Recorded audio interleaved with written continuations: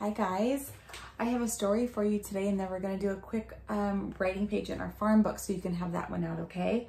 All right, our story today is called Winter on the Farm, and it is not winter now, it is spring now, but this book tells a lot about all the jobs that we have on the farm, and so it's a good read. So let's go ahead and take a look. Starts with some animals, you see that? Once upon a time, a little boy named Almanzo lived on a big farm in New York on the countryside. Almanzo lived on the farm with his father, his mother, his big brother Royal, and his big sisters Eliza Jane and Alice. So they had 4 children on the farm. It was wintertime on the farm, and the air was still as ice.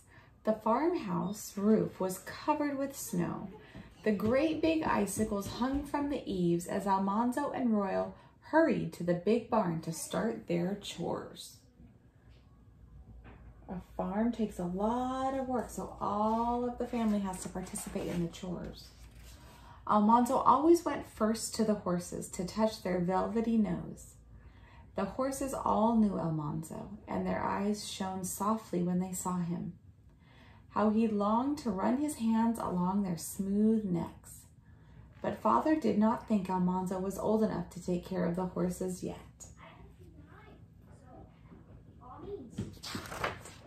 So Almanzo put a barn frock over his good school clothes and went to help Royal make clean beds for the cows and the oxen and the calves and the sheep. They did not have to make beds for the hogs because hogs make their own beds and keep them very clean.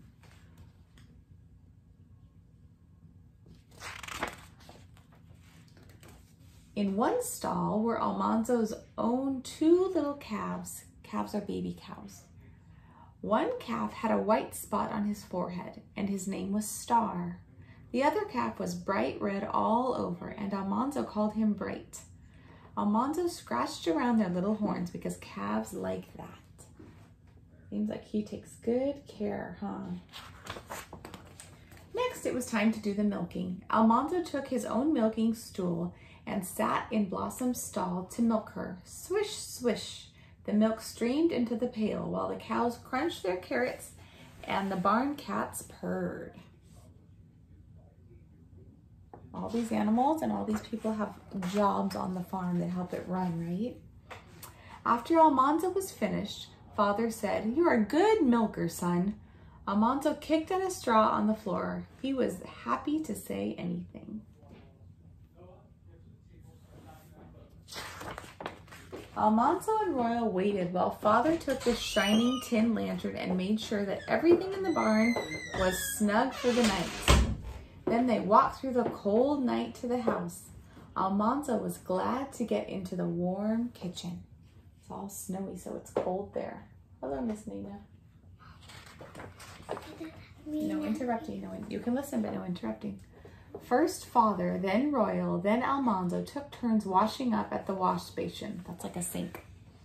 When he was done, Almanzo patted his wet hair and combed it smoothly down. See? I'm reading about the farm. The kitchen was full of skirts swirling all around. What does that mean, full of skirts? It means the girls were all wearing skirts and dresses, and they were swirling around and they were making dinner. Eliza Jane and Alice were hurrying to dish up supper, and Mother was straining the fresh milk. The salty brown smell of ham was frying and making Almanzo very hungry. It's hard work on the farm, isn't it? Finally, Mother brought the big platter of ham into the dining room, and supper was ready. Father filled all the plates with food. Almanzo's plate was the very last one to be filled.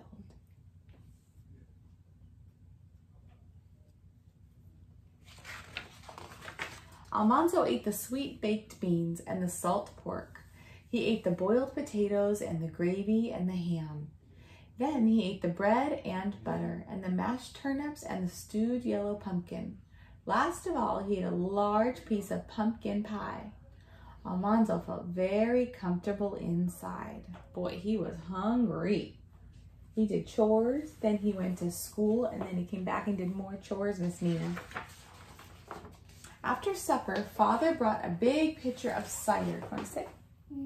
Okay, then scooch back a little bit. He brought a big pitcher of cider and a pan full of apples up from the cellar.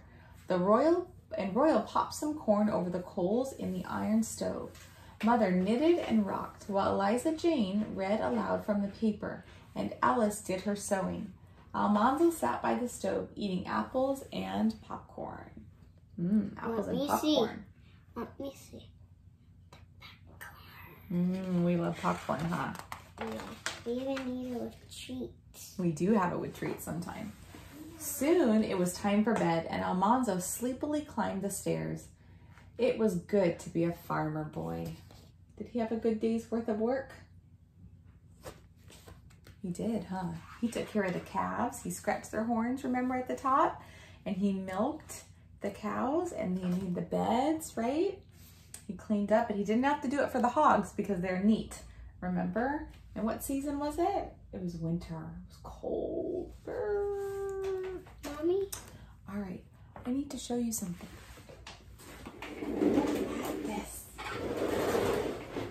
Can you see it? Let me get you a little bit closer, okay? This is a farm writing. And you know who did this? Miss Olga did this for us. She always takes care of us, doesn't she? She sure does. Okay, take a look. I see a farmer and I see crops. I see corn and I see that could be lettuce or cabbage, right? And let's take a look at the farmer. What is the farmer? Nina, tell me something about the farmer. What do you notice about the farmer? He has a yellow hat. What kind of hat? Is it a baseball hat? No. No, what kind of hat? A farmer hat. A farmer hat. And do you know why they have the big brim, the one that comes out like this around their face? Do you know why? Yeah. Why? So they couldn't get stung by bees because bees come a lot at farmers because they like food to eat. Well, it could be that. That could be a little bit of the reason, but the main reason is because of this. What is that? A sun. And if the sun is shining bright to make all of the crops grow, is it shining bright on the farmer too? Yeah, he could get a sunburn. And he doesn't want a sunburn, right? Because he's out there all day. So he has to keep himself covered with his overalls and his long shirt, his working boots, and he wears a hat with a big brim so that when the sun shines down, it protects his face. Did you know that? And what is this tool he has here? A shovel. It's a shovel. Why do you think he has a shovel? So he could dig. Why would he dig? So he could get out the fruits and the vegetables. That's right. Or sometimes he uses that to plant, right? It's a tool. Just like when we're at school, we need our pencils and our scissors. Those are all tools for us, right? Okay, so let's look at our sentences down below. I see 2 sentences, and I know that because I see one punctuation and another. And we're always starting with capital letters. I want you to take a look at these finger spaces in between the words. I see one really long word. Whoa. Whew. All right, here we go. Ready, read. I can farm vegetables. Your turn. I can farm vegetables. I grow corn on the cob and potatoes. Your turn. I grow corn on the cob and potatoes. All right, my friends. Your job is to have your farm book out. Remember, it says My Farm Book. And then we have our directed draw of a pig, and it's all labeled. And then we have our pigs can have our chart. Next thing we have is the pink pig rolled around in the brown mud, and you drew your picture there. And then we have a directed draw of a horse. And then we have, ready, read. My brown horse runs fast and eats crunchy carrots. And then the last one that we did was about a barn.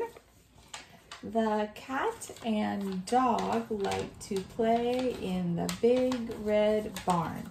There's a cat and a dog playing. And so now you're on this page. Guess what you're gonna write? Oh, there it is. Here's what you're gonna write. I can farm vegetables. I grow corn on the cob and potatoes. And you are going to do that beautiful sentence. You can choose to do it on the top or the bottom, and then you're going to make your picture. All right? Please send me a picture of your picture, right? And we're gonna say goodbye to you now. You wanna say bye, Nina?